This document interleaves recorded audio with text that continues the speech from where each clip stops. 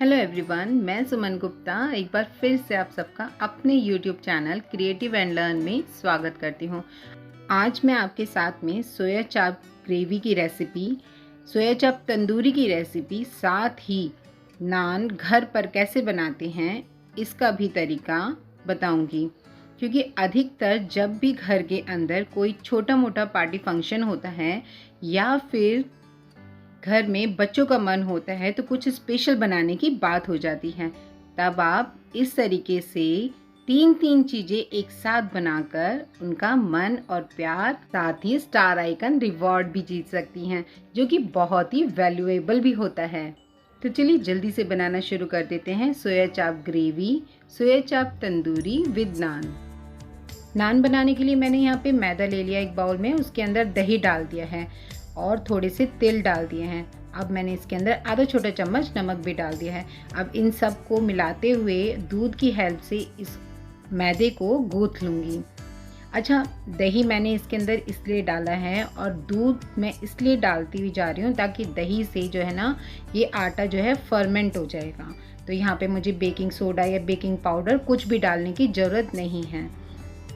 अब मैं इस मैदे को रेगुलर जैसे आटा गूंथते हैं इतना ही सॉफ्ट गूंथूंगी। तो यहाँ पर मैंने 1.5 कप जितना, रेगुलर साइज का जो कप होता है ना, उस कप के जितना मैंने इसमें 1.5 कप दूध डालकर और आधा कप मैंने दही डाला है और इस आटे को मैंने गूंथ लिया है। अब गूंथने के बाद में मैं इसको रेस्ट के लिए रख दूंगी, यानी कि 2 से 3 घंटे के लिए। सोया चाप की मैरिनेशन प्रिपेयर कर लेते हैं। तो यहाँ पे मैंने मीडियम हाई फ्लेम पर पैन को गरम कर लिया है। अब इसके अंदर मैंने सरसों का तेल डाल दिया है। सरसों के तेल को ज़्यादा गरम नहीं करना है, बस मीडियम गरम हो जाए इतना ही। अब इसके अंदर मैंने बेसन डाल दिया है और बेसन का कच्चापन निकल जाए बस इतना ही भूनना है। इसे बिल्कुल भी ब्राउन नहीं करना है, याद रखिए ब्राउन नहीं होना चाहिए। जैसे हम रूह रेडी करते हैं ना, ठीक ऐसे ही हमें बेसन को तेल के अंदर भूनना है। ठीक है, अब मैं यहाँ पर इसके अंदर कश्मीरी लाल मिर्च डाल दूंगी ताकि कोई भी फूड कलर इसके अंदर ऐड करने की ज़रूरत नहीं होगी और रेड कलर इसके अंदर आ जाएगा। ठीक है, और कश्मीरी लाल मिर्च का तो तेजपन होता भी नहीं है। अब ये मैरिनेशन कंप्लीट हो चुकी है। इसके नेक्स्ट स्टेप की तरफ मूव करते हैं। अब इसे मैं अलग प्लेट में निकाल कर पहले ठंडा कर लूँगी। इतना ठंडा कर लेना है कि इसके अंदर फिंगर डिप हो जाए। ठीक है, अब सोया चाप को मैरिनेट करना है। तो यहाँ पे मैंने फ्रेश सोया चाप ली है, आप देख सकते हैं कितनी लूज़ भी हैं।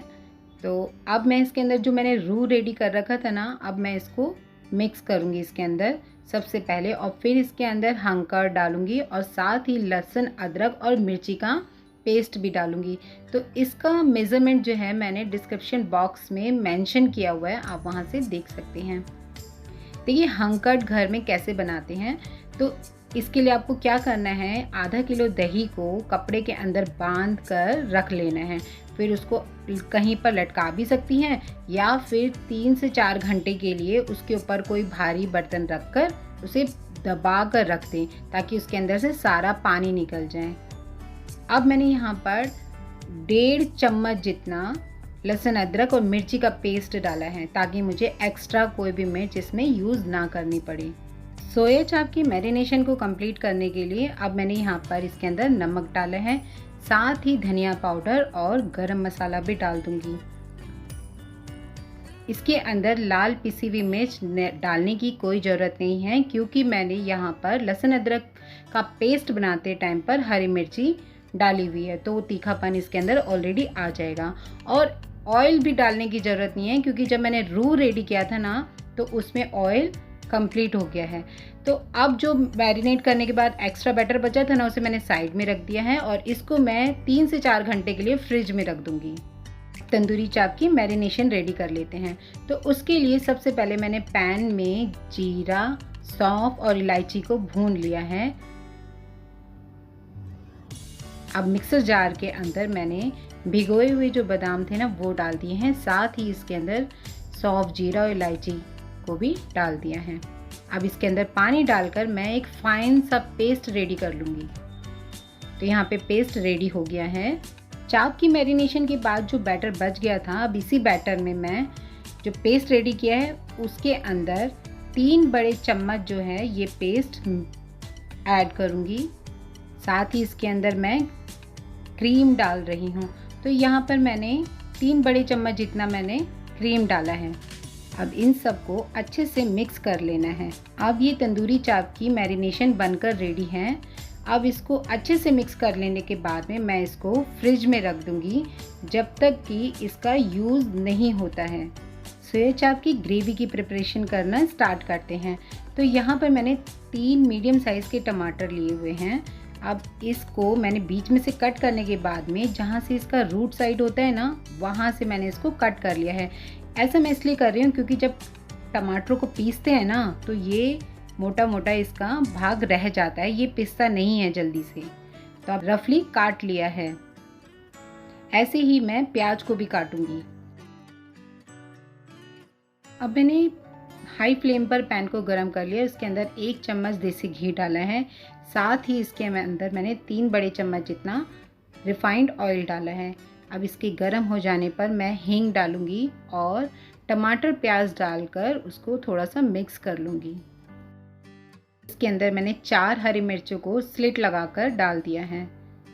अब इसके अंदर मैंने नमक, हल्दी पाउडर, धनिया पाउडर, गरम मसाला, लाल कश्मीरी मिर्च पाउडर डाला है।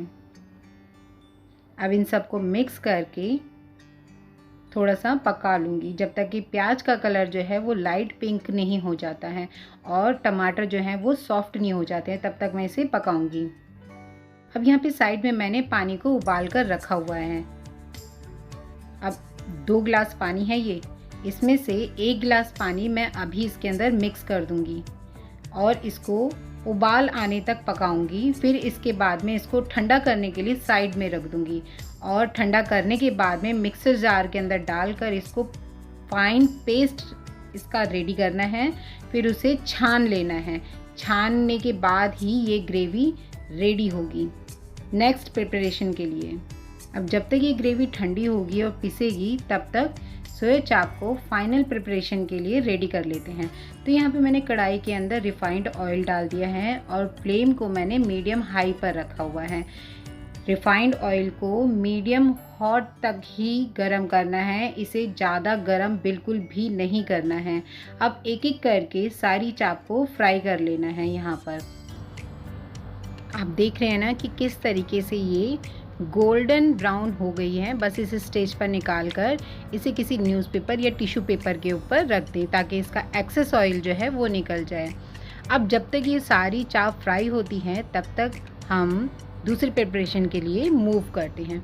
तो यहाँ पर मैंने तंदूरी चाप के लिए टमाटर को 3 भाग में काट लिया है। आप देख रहे हैं ना, इसी तरीके से प्याज के भी टुकड़े कर लूँगी थोड़े मोटे मोटे। तो यहाँ पे भी मैंने प्याज को 4 भाग में काट लिया है।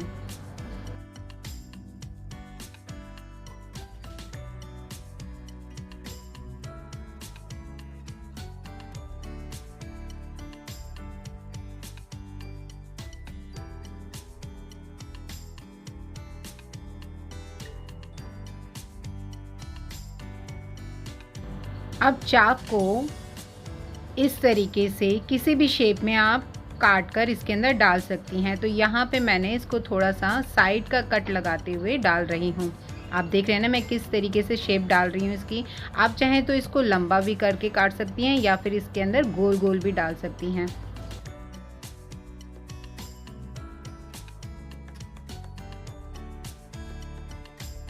तो यहाँ पर मैंने 4 सोया चाप जो है वो इस तरीके से स्क्वायर में लगाने के लिए काट ली है।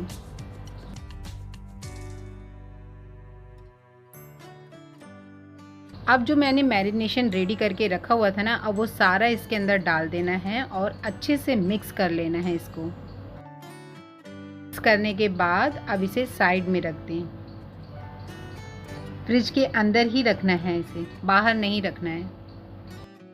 यहाँ पे मैंने ग्रेवी के लिए भी गोल गोल करके चाप काट ली है। जैसे चाहे आप इसको भी शेप में काट सकती हैं। फ्राई करने का फ़ायदा ये हुआ है कि ये चाप खुल गई है, देख रहे हैं ना। अब यहाँ पे मैंने कढ़ाई रख ली है, इसके अंदर जो मैंने ग्रेवी के लिए बैटर रेडी किया था ना, वो ऑयल डालकर अब इसको मैं अच्छे से पकाऊंगी, क्योंकि पहले तब मैंने उसको हल्का सा उबाला था। अब ग्रेवी फाइनली प्रिपेयर होगी।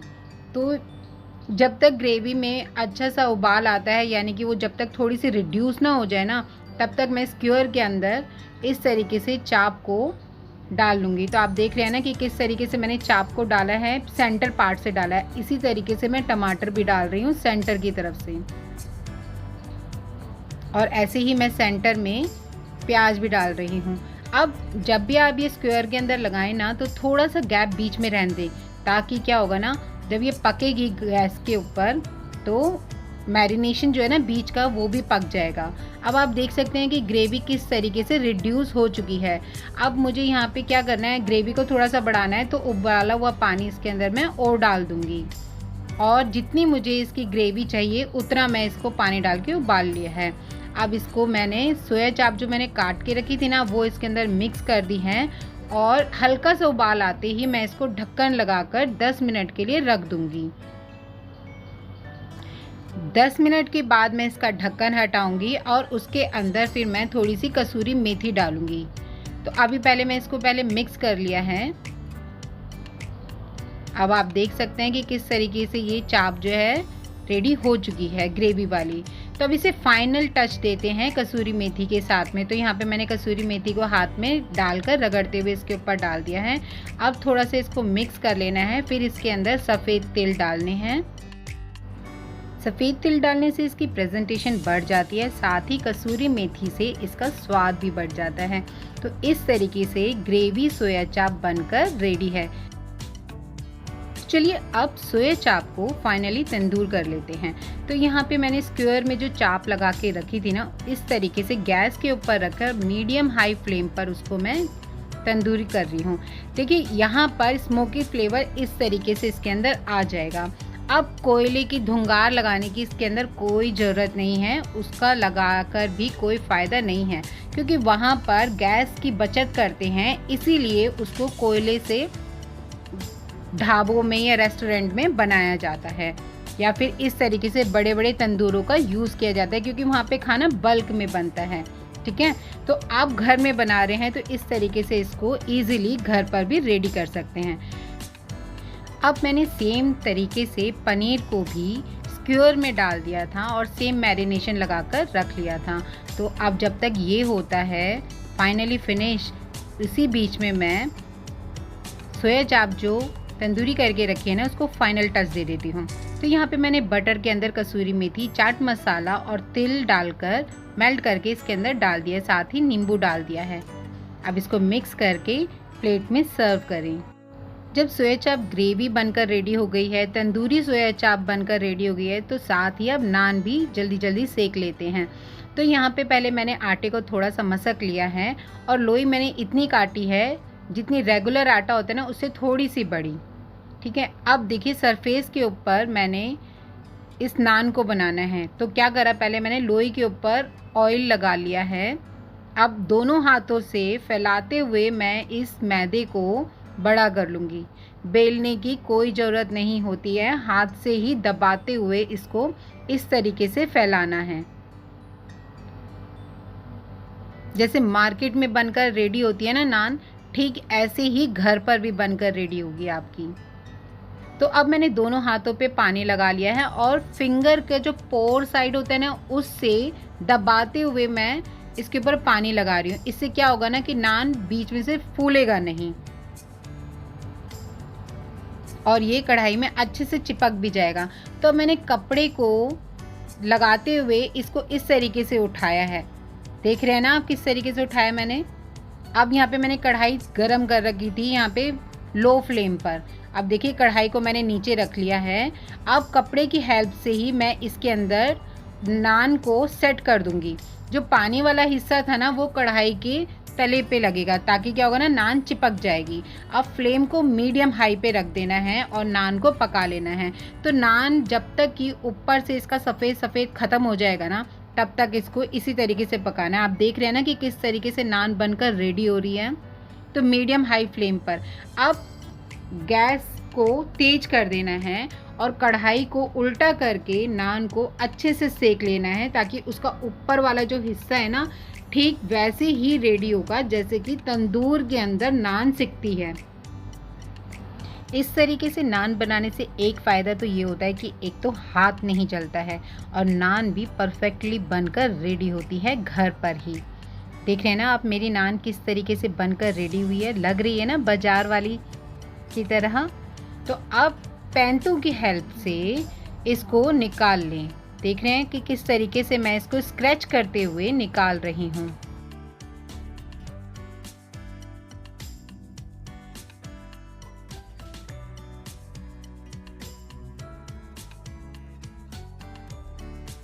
अब देख रहे हैं पीछे से भी अच्छे से सिक चुकी है ये नान। अब यहाँ पे मैंने जो बटर चाप के ऊपर लगाया था ना, उसी बटर से मैंने इसको फाइनल फिनिश कर लिया है। इस तरीके से कितनी इजीली बटर वाली नान भी घर में बनकर रेडी है। आप इस तरीके से कम समय में घर के अंदर 6 से 7 लोगों के लिए इजीली खाना नए तरीके से बना सकती हैं और परिवार के साथ फैमिली टाइम को एंजॉय भी कर सकती हैं। तो स्वस्थ रहें, खुश रहें, like, share and subscribe my channel.